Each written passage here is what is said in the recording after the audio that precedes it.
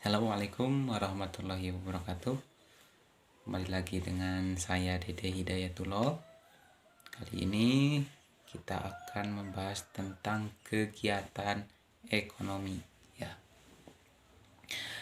Kegiatan ekonomi. Apa sih kegiatan ekonomi itu ya? Kegiatan ekonomi itu dibagi menjadi 3 bagian. Yang pertama adalah kegiatan produksi, yang kedua kegiatan distribusi, dan yang ketiga adalah kegiatan konsumsi ya. Dimulai dari yang pertama dulu, yaitu kegiatan produksi. Apa sih produksi itu? Produksi adalah kegiatan yang menghasilkan barang dan jasa. Kegiatan ini berawal dari pembuatan suatu produk dari produk yang belum jadi. Contohnya seperti ini. Kita ingin ban mobil. Nah, ban mobil itu dari mana?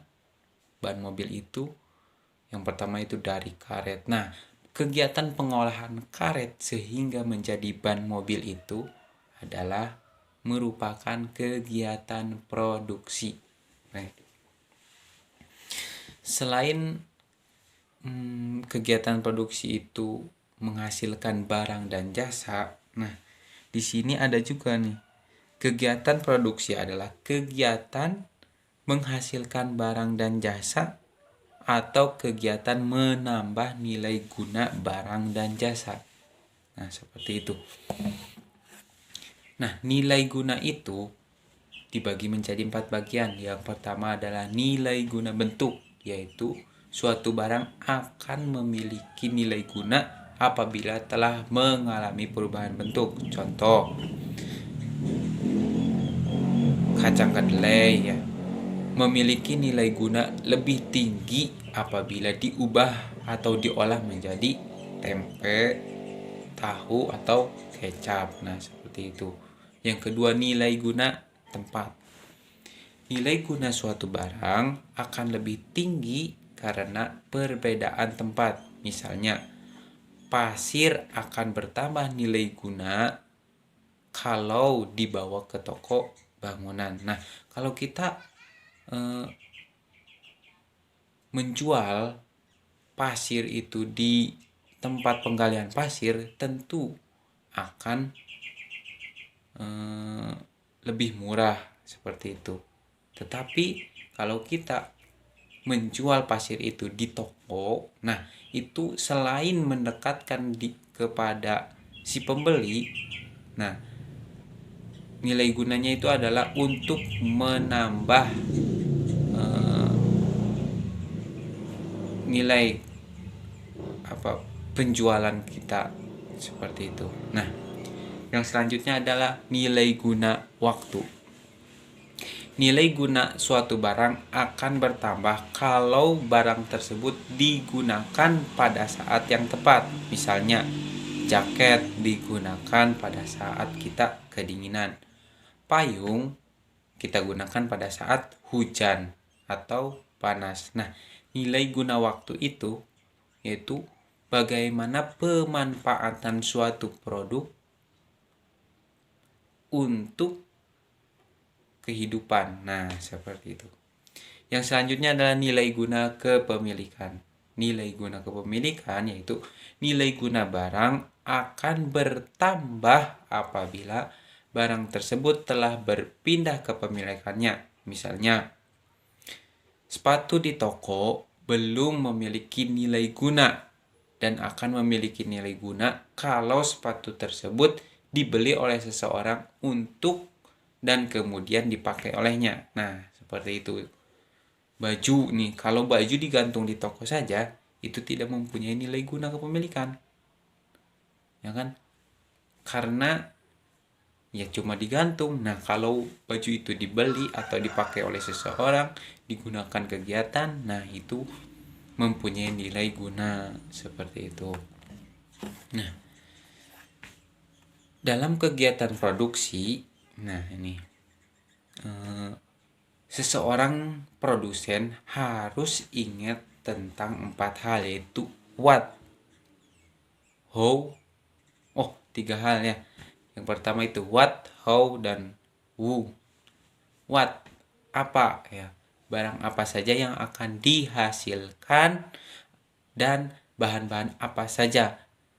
Ini berhubungan dengan tujuan dari produksi itu. Nah, tujuan produksi itu menghasilkan barang produksi atau barang konsumsi. Nah, ini nanti akan menambah modal sosial yang dimiliki oleh seorang wirausahawan. Karena apa?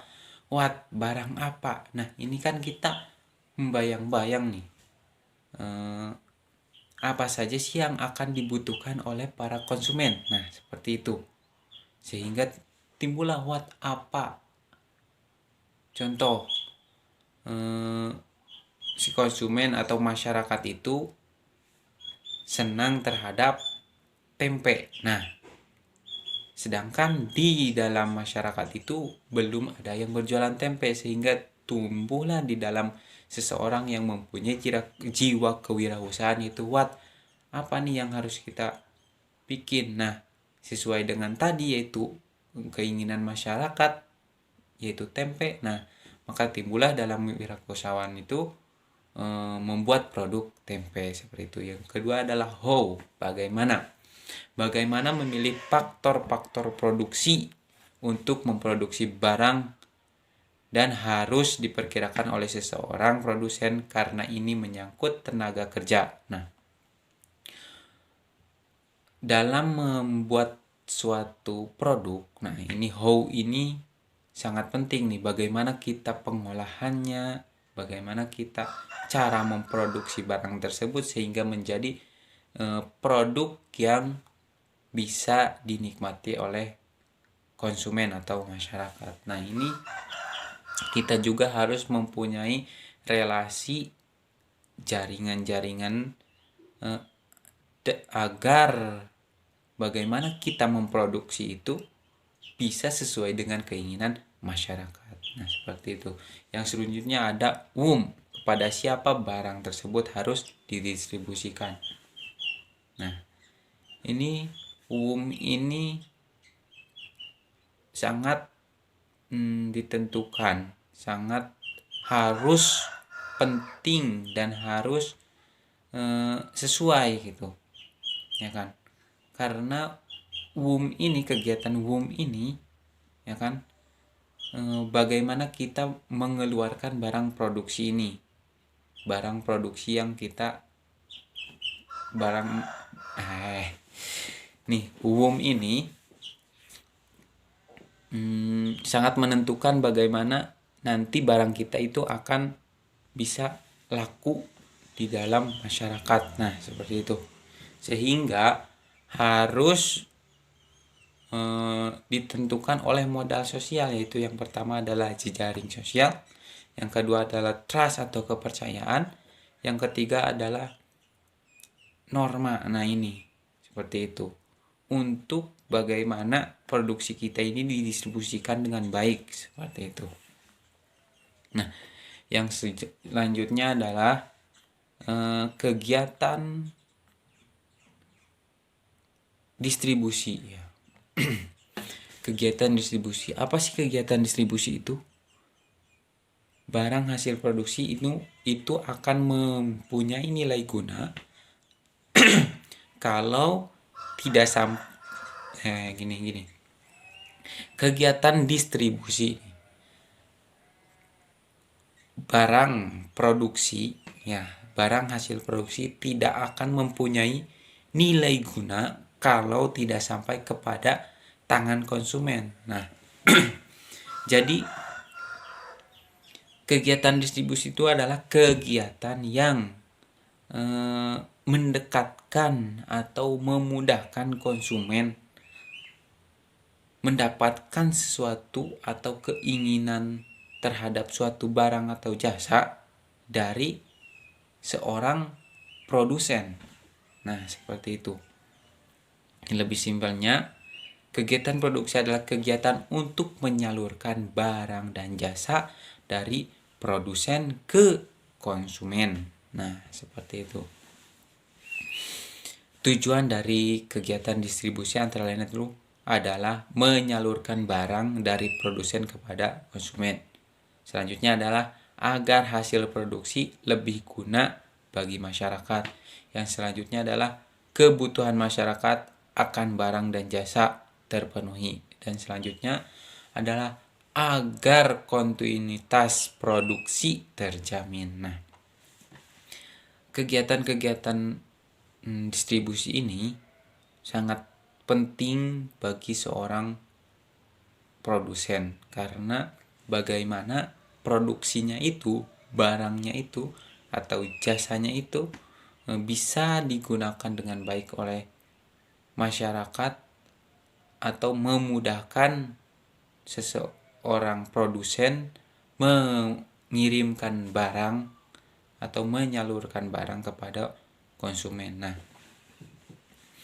distribusi itu ada beberapa bagian. Yang pertama ada distribusi langsung, adalah distribusi jasa atau barang tanpa melalui perantara sehingga penyaluran langsung dari produsen kepada konsumen. Nah, contohnya banyak nih di jalan-jalan sekarang, ada pedagang sate, seblak, nah seperti itu dan lain sebagainya ya. Nah, itu adalah kegiatan distribusi langsung oleh si produksi kepada produsen kepada konsumen. Nah, distribusi langsung itu harus mempunyai kepercayaan yang tinggi dari seorang konsumen, karena seorang konsumen itu langsung melihat terhadap bagaimana pengolahan produksi, bagaimana penyaluran atau bagaimana sikap produsen terhadap konsumen, seperti itu.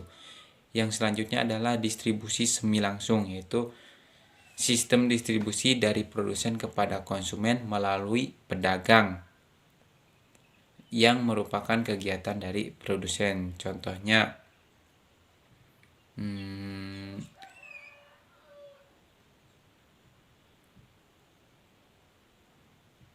seorang produksi, ya kan.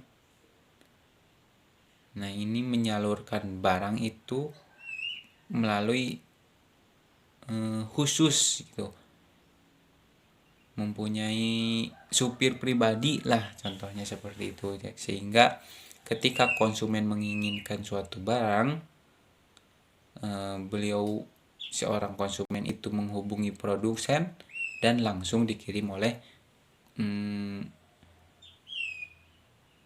tukang khusus yang menyalurkan barang dari konsumen, dari produsen. Contohnya seperti ini. Seseorang itu menelepon kepada produsen untuk mengirimkan kain satu mobil ya, seperti itu. Nah, produsen itu menyuruh seseorang pekerjanya untuk mengirimkan barang tersebut. Nah, itu adalah contoh dari distribusi semi langsung. Nah, selanjutnya adalah distribusi tidak langsung. Nah, distribusi tidak langsung itu contohnya pasar-pasar nih, pasar-pasar. Nah, seorang petani memanen sayuran. Nah, sayuran itu dikirim kepada pasar-pasar.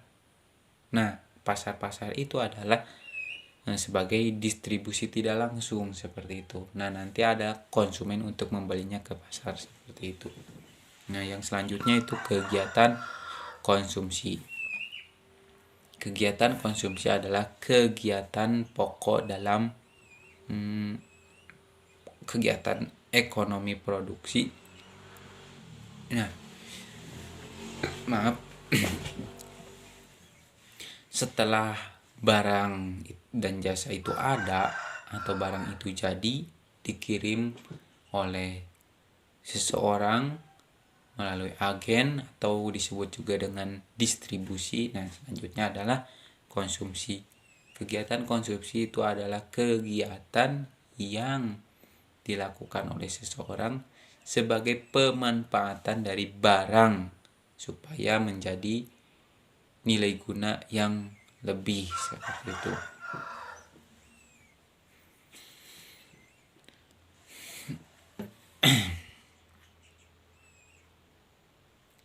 Nah, lebih simpelnya seperti ini.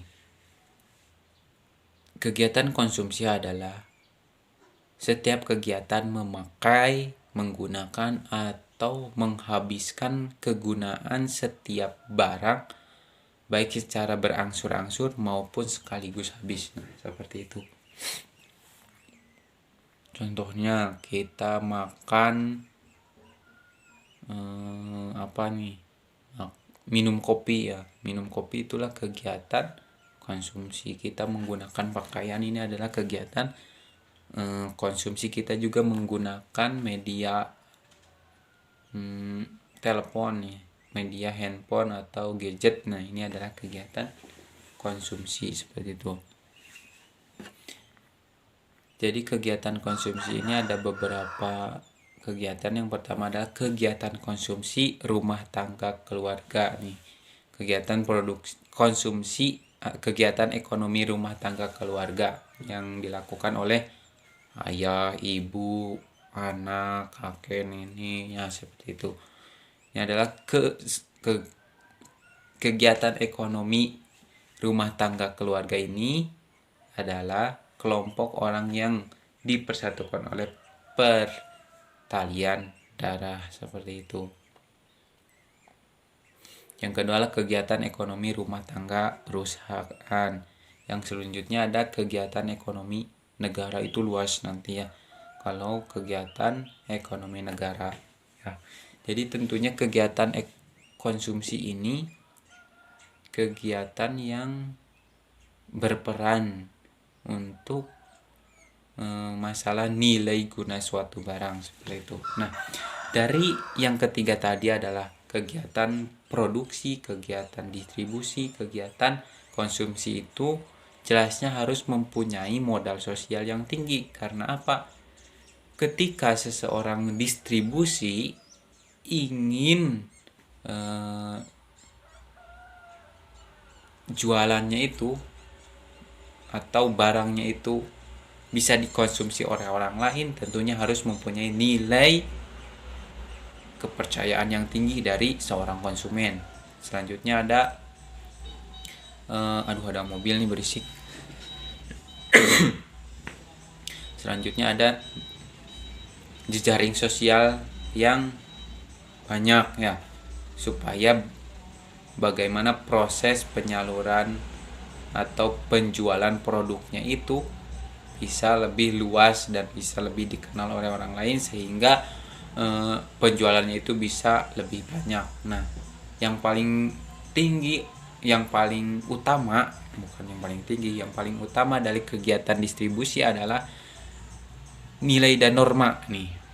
Nah, kalau pedagang itu jujur terus berperilaku baik terhadap konsumen, tentu akan membuat konsumen itu senang dan kembali lagi kepada si distribusi tersebut. Nah, seperti itu. Baik, kegiatan kali ini dalam pembelajaran IPS kami cukupkan. Terima kasih. Assalamualaikum warahmatullahi wabarakatuh.